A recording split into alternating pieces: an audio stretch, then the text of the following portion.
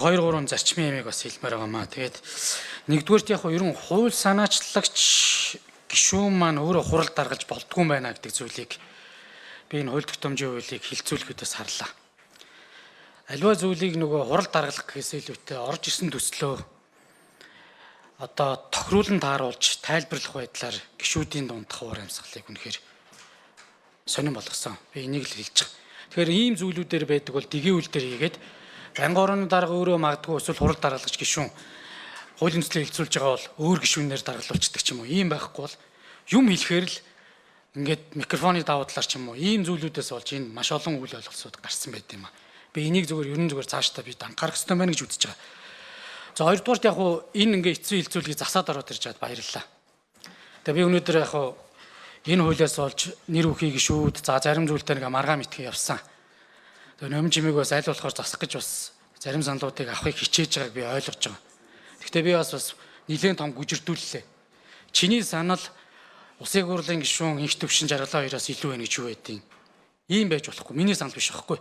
Тэр парламент дэмжиж энэ төсөлд оруулах ёстой санал гэж байгаа. Би тэгээд техникийн засаач их сайран засчлаа. Баярлалаа. Тэгээ би яг энэ санал дээр энэ хууль тогтоомжийн хууль маань өөрөө эргээд гишүүдийн үндсэн хуулиар олгосон хууль санаачлах эрхтэй холбоотой хууль юм байнамаа. Төрийн бодлого шинжлэх ухааны үндэстэй судалгаатаа гардаг байгаад.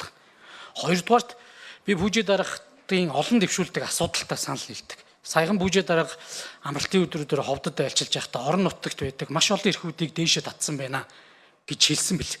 Би энийг олзуурах гэж байгаа байхгүй.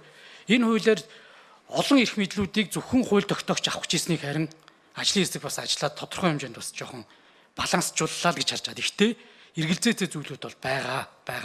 Тэгээ хэдүүлээ яг тэгэл хуулийг нэгэнд олонхоороо шийдэж байгаа учраас хүндэтэлтэй хандаад хэрэгжүүлээд үзье. Дараа нь бас мэдээж хуулийн эерэг сүрэг нөлөөг дараа нь ярьж болно. Маш олон орон нутгуудад байсан эрх мэдлүүдийг ерөөсөө байхгүй болгочихсон байхгүй.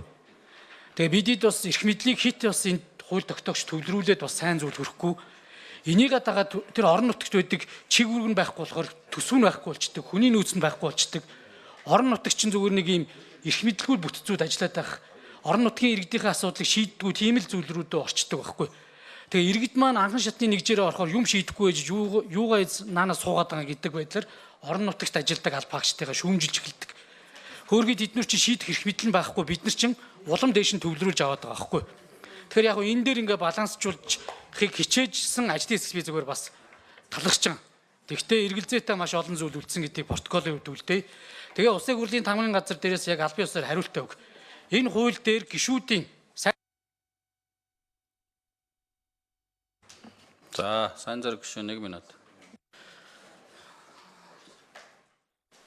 Улсын хурлын гишүүдийн дэмжиж оруулсан саналыг яагаад эцсийн хэлцүүлэг бэлтгэхдээ оруулаагүй вэ?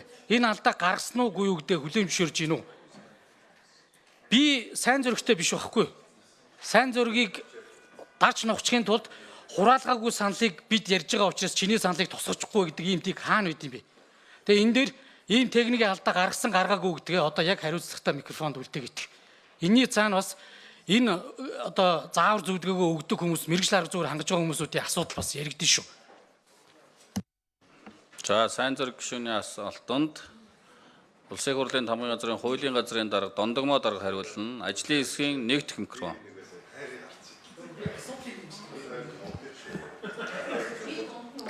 За, сайн зэрэг гишүүний асуултанд хариулъя.